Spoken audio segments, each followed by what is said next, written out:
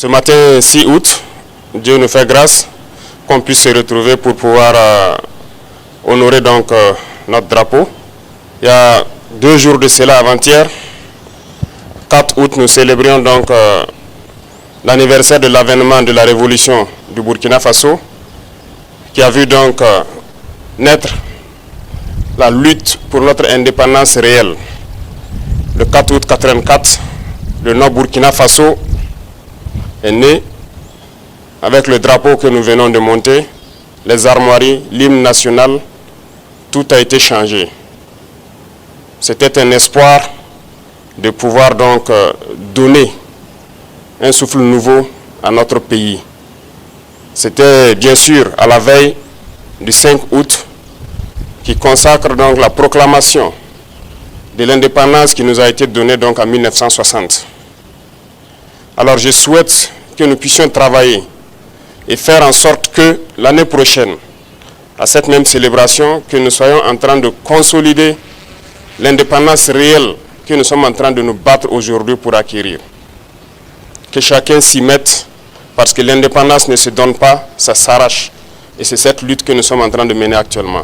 Depuis quelques semaines, je dirais de cela, il y a des rumeurs de tentatives de déstabilisation de notre pays. Et je pense que certaines presses de la place ont aussi relaté certains faits.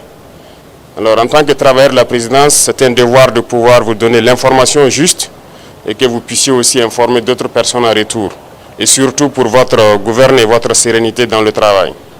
En effet, depuis très longtemps, nous suivons effectivement une cellule dans un pays voisin qui est dirigée par des services de renseignement occidentaux, dirigés principalement contre notre pays.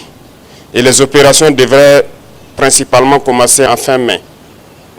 Ça devait consister donc à une guerre de communication intense contre notre pays, ce que vous avez suivi.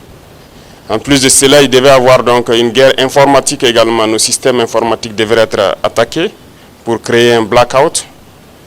En plus de ça, il y a une guerre économique souple et passive, qui ne dit pas son nom, que nous avons aussi su contenir.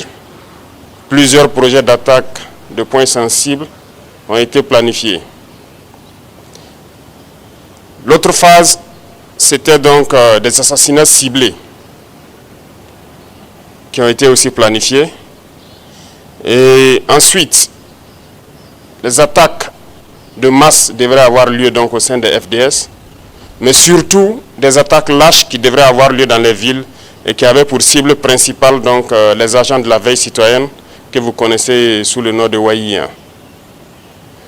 Donc nous avons suivi effectivement le déroulement de leur plan et l'assaut final devrait donc avoir lieu à travers un recrutement, si je peux dire ainsi, d'agents à l'intérieur donc de nos rangs.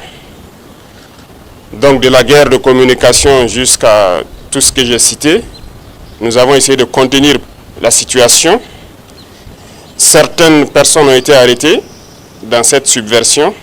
Dans les projets d'attaque, environ une dizaine, malheureusement, de personnels FDS qui ont été arrêtés avec des complicités avérées en lien avec les terroristes, qui sont différents de ceux qui sont dans la subversion. Donc ces personnels étaient en lien avec les terroristes, les donnaient les informations nécessaires pour mener des attaques. C'est malheureux que ce soit des Burkinabés et encore des personnels de FDS, mais c'est le cas. En plus de ça, certains médias aussi ont relaté le fait que certains éléments des BIR ont été contactés. C'est vrai. Vous savez que les BIR sont le fer de lance de la lutte que nous menons actuellement. Tous ceux qui ont été approchés nous ont rendu compte et nous suivons la situation.